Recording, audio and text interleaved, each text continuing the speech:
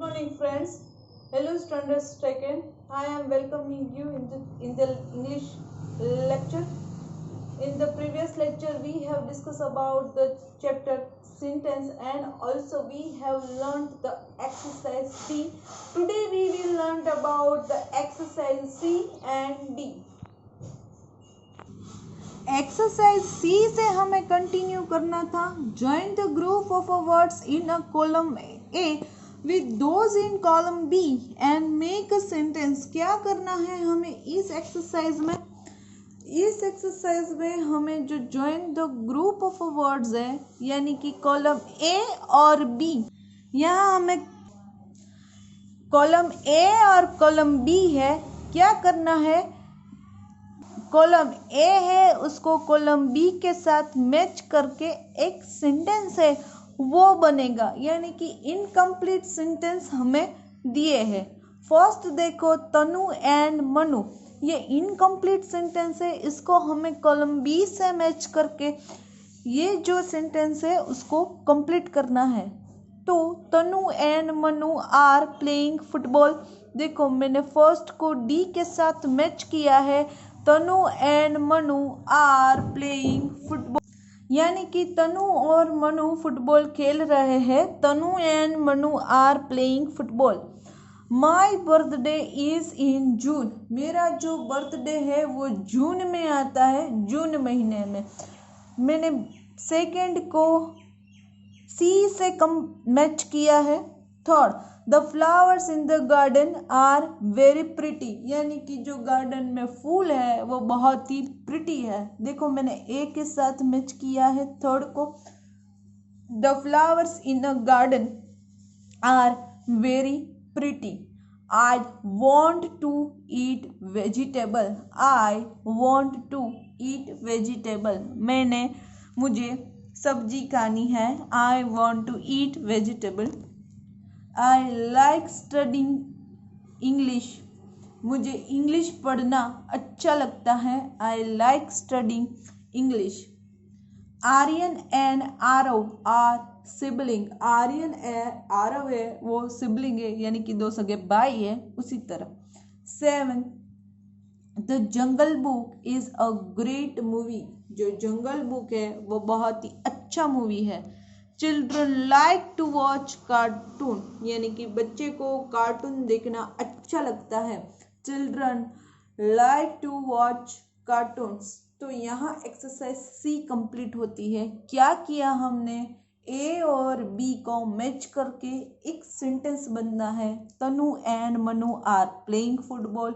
My birthday is in June. The flowers in the garden are very pretty. I want to eat vegetables. Aryan and Arav are siblings. The Jungle Book is a great movie. Children like to watch cartoons. Children like to watch cartoons. तो यहाँ हमारी exercise सी complete होती है. अब देखो exercise D. Read the each group of words. If it is a complete sentence, write a yes and no for the one that is no. क्या करना है कि यहाँ जो सेंटेंस है, there are 10 sentences in this exercise. हमें क्या करना है? यदि ये सेंटेंस कंप्लीट हो तो हमें यहाँ लिखना है yes. यदि ये सेंटेंस कंप्लीट ना हो तो हमें लिखना है no. सिंपल है. फर्स्ट देखो the farmer fed the cows. तो ये सेंटेंस कंप्लीट है. सेंटेंस के एलिमेंट्स हमें पता है कि नाम का first letter capital. At the end of the sentence the full stop is necessary. Action verb होने चाहिए. तो यहाँ ये सब है. The farmer fed the cows. तो ये सेंटेंस कंप्लीट है, इसलिए यहाँ लिखना है यस. द ब्लैक कैट, काली बिल्ली. लेकिन क्या उसका कुछ मीनिंग नहीं है. वो कहाँ रहती थी, क्या कर रही थी, ऐसा कुछ कहा नहीं है. ये सेंटेंस इनकम्प्लीट है. सेकंड, इसलिए यहाँ no. Third on the playground, खेल के मैदान के पर. लेकिन क्या कोई बच्चा खेल रहा था, वो तुम खेल रहे थे, कौन सी गेम खेल रहे थे, ऐसा कुछ मेंशंस नहीं है. इसलिए ये सेंटेंस इनकम्प्लीट है, इसलिए no. Fourth, across the garden यानी कि बगीचे के सामने, लेकिन क्या कोई खड़ा था, कोई बातचीत कर रहा था, कुछ फंक्शंस हो रहे थे, कुछ था, कुछ नहीं, ऐसा कुछ मेंशन नहीं किया है, इसलिए नो, क्योंकि ये सेंटेंस भी इनकम्प्लीट है। Fifth, there are my books, sorry these are my books, ये किताबें मेरी है। तो देखो ये सेंटेंस कंप्लीट है, ये किताबें मेरी है। At the end of the sentence we can see that the full stop, first letter is capital, actions verb. तो ये सेंटेंस है कंप्लीट है, इसीलिए यहाँ लिखना है यस। सिक्स्थ देखो, Sara played song on the violin, Sara played song on the violin, यानी कि जो सारा थी उसने वायलिन, यानी वायलिन वो एक इंस्ट्रूमेंट नेम है, प्ले यानी कि बजाना, ऐसा भी मीनिंग होता है। बहुत ही अच्छा गीत है, वो वायलिन पर बजाया। तो देखो ये है सेंटेंस कंप्लीट है, इसलिए यहाँ हम लिखेंगे yes. We went for run, हम दौड़ने के लिए गए। तो ये सेंटेंस भी कंप्लीट है, वी वेंट फॉर रन, इसलिए यहाँ लिखेंगे यस। एट अ फ्लाई, यहाँ देखो फुल स्टॉप ही नहीं है, पहले कुछ मेंशन ही नहीं किया है, कोई चीज ही ऐसी नहीं बताई है, इसलिए ये सेंटेंस इनकम्प्लीट है, इसके लिए नो। फिर देखो, chameleon set on a branch, chameleon यानी कि गिरगिट, गिरगिट है वो डाली पर बैठा था। तो ये सेंटेंस कंप्लीट है, अ chameleon set on a branch, तो इसलिए यहाँ आएगी यस। द ग्रीन पैरट यानी कि हरा तोता, लेकिन क्या यह कोई खा रहा था, कुछ बोल रहा था, ऐसा कोई एक्शन वर्ब नहीं है इसमें, इसलिए ये इनकम्प्लीट है, यहाँ लिखेंगे नो। इसलिए जो 10 सेंटेंस है उसमें आएगा no.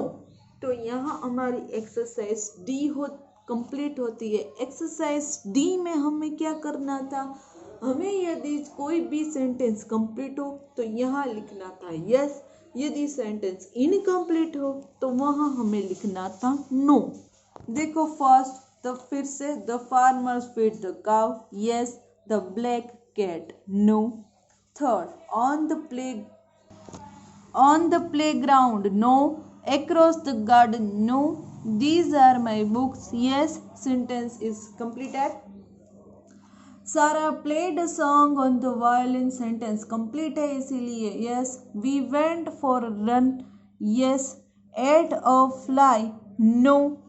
A chameleon sat on a branch, yes. And the green parrot, इसलिए no. अब यहाँ एक्सरसाइज डी कंप्लीट होती है। अब एक्सरसाइज ई देखो, rearrange the words to make complete sentence and write them down. Remember to begin each of your sentence with the capital letters and ending with full stop. Exercise E में क्या कहा, rearrange the words to make a complete sentence, यानी कि हमें sentence में जो words है वो क्रोनोलॉजिकल वाइज नहीं है, यानी कि प्रॉपर फॉर्म में नहीं है, अरेंजमेंट नहीं है, उसको हमें रीअरेंज करना है और एज वेल एज रीराइट भी करना है, यानी कि फिर से लिखना है। एक बार फिर से बता दूं क्या करना है, rearrange the words to make complete sentence and write them down, यानी कि सेंटेंस में जो वर्ड्स है उसको हमें अरेंज करना है, वो प्रॉपर अरेंजमेंट में नहीं है और हमें फिर से लिखना है।